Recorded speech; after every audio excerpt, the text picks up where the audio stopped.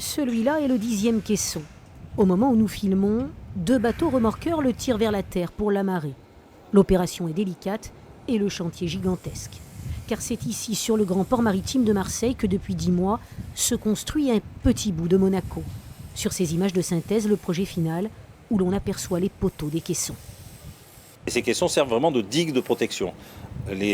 Toutes les constructions seront faites entre la digue et la terre actuelle, on va dire, où on va faire un remblai. Sur ces caissons, il n'y aura pas de construction. La seule construction qu'il y aura, c'est le chemin de ronde, on va dire, pour pouvoir circuler sur ces caissons et voir la mer. À Marseille, Monaco se construit donc doucement. 6 hectares supplémentaires.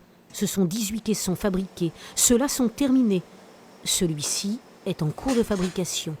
Nous pénétrons au cœur du caisson, là où coule le béton. Quand vous faites un caisson, vous faites les murs à l'intérieur du caisson, puisque le caisson fait 24,50 m de haut. Vous faites des murs, qui est ce qu'on appelle nous les voiles.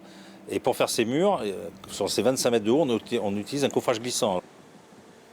Le coffrage glissant, c'est une technique où le béton coule en continu. Depuis le poste de contrôle, le chantier est d'ailleurs surveillé en permanence. Combien de personnes travaillent ? On a au total, avec nos sous-traitants, l'ensemble, ça représente à peu près 500 personnes sur le chantier. Donc ça représente du monde et on travaille surtout en 7 jours sur 7, du fait de la technique du glissant, où on ne peut pas s'arrêter pour des raisons, pour l'étanchéité des caissons. Le poids d'un caisson, c'est 10 000 tonnes. Les uns après les autres, ils seront acheminés vers Monaco. Entre Marseille et Monaco, leur remorquage doit durer 4 jours. Le départ du premier à partir est programmé le 18 juillet prochain.